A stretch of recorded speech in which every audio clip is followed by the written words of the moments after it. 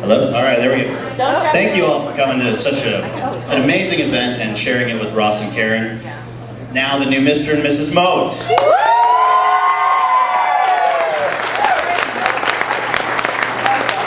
It's really hard for me to say Mr. Moat because before tonight I've never known Ross as anything so grown up. Now he is Mr. Moat. I'll start at the beginning. My name's Eric, and for those of you that haven't met me, I am Ross's heterosexual life partner. And I've explained to Karen that I am now 1/3 of this marriage. She says she understands it, which is good, because I'm really going to enjoy Sonoma on the honeymoon. I've actually known Ross for about 10 years now. The first time I met him, he was brought to a small party at my apartment. He didn't know anybody.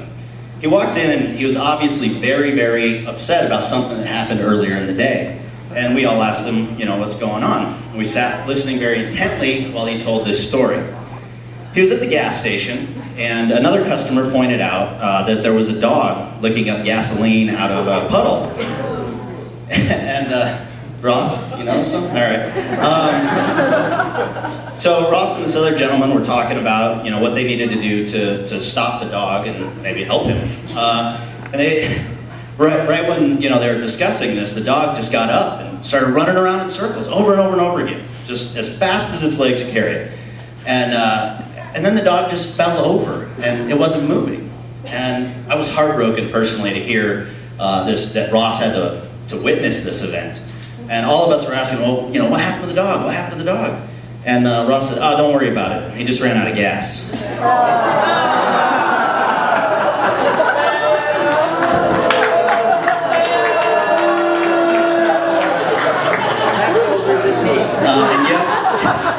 yes, your reactions were the same as ours.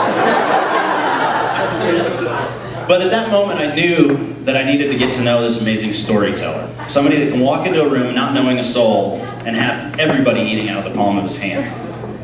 Even to this day, I still hang on Ross's every word. He has a keen insight on humankind, he's generous, he's caring, and I'm really happy that he's found somebody that thinks as highly of him as I do. Karen is also an amazing person, don't get me wrong. She's smart, she's beautiful, she has a great laugh. And if there's one thing that I've learned from her, is that it's obvious, opposites attract. So,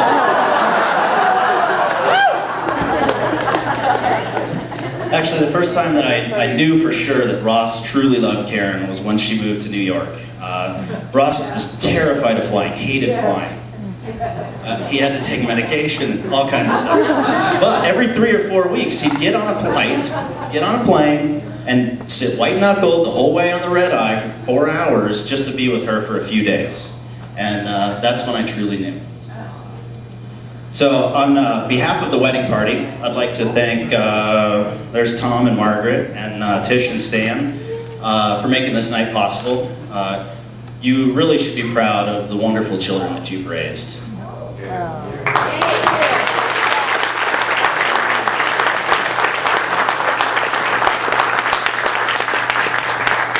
I think we all know that as a teacher and a nonprofit employee, Karen and Ross aren't marrying for money, but they are marrying for love.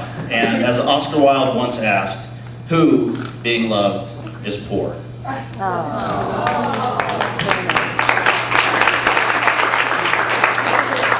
Karen, Ross is one of the best men that I've ever known, and you deserve the very best. And I know for a fact that because of you, he wants to become a better man.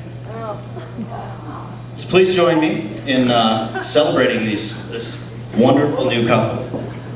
I'm gonna grab my drink real quick. Apologize.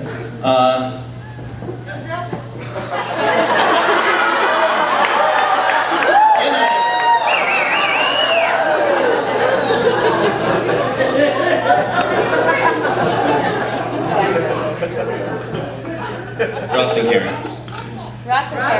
True love is not found, true love does not come from finding the perfect person, but by learning to see an imperfect person perfectly. Ross and Karen.